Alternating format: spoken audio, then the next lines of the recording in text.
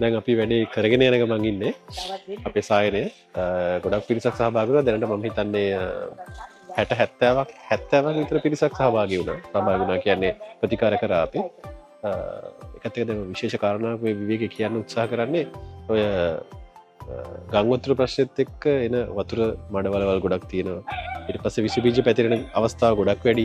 ඒතර ගොඩක් වෙලාවට මේ වුණ ඊට පස්සේ තුවාල ආසාදන, පණු තුවාල ආසාදන, ඊට පස්සේ විශේෂයෙන් දිලීර ආසාදන හැමේ තියෙන දද කුෂ්ඨ වැඩි වෙන්න පුළුවන්.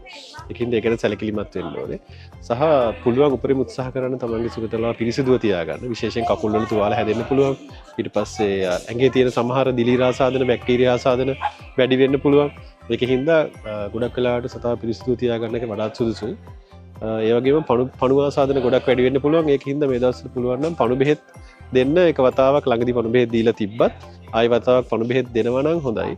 මොකද වතුරත් එක්ක සහ වටපිටාව පරිසරයේ අපිරිසුදුතාවයක් ඇති වුණොත් පණු ආසාදන වැඩි වෙන්න chance එක ගොඩක් වැඩි. ඒක හින්දා ඒක ගැන සැලකිලිමත් වෙන්න. ඒ වගේම මේ දවස්වල අනිත් එක මේ ආහාර එක්ක යන ආහාර ජීර්ණ පද්ධතිය ආහාර ආසාදන තියෙන එන්න පුළුවන්.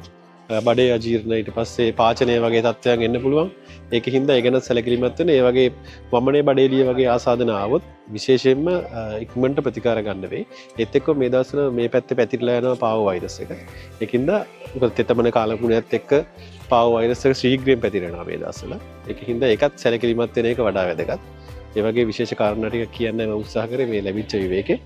හින්දා ගංගොතුරත් එක්ක සුරතලාගේ ශරීර සෞඛ්‍ය සම්බන්ධයෙන් පොඩි අවධානයක් දෙන්න නිතර යාගේ හම ඊට පස්සේ කකුල් ඒ ආශ්‍රිතව පොඩ්ඩක් නිරීක්ෂණය කරන්න, ආහාර රටාව ගැන නිරීක්ෂණය කරන්න. විශේෂ අපහසුතාවයක් හරි වෙනසක් හරි තිබ්බොත් ඉක්මනට වෛද්‍ය ප්‍රතිකාර වලට යොමු කරන්න.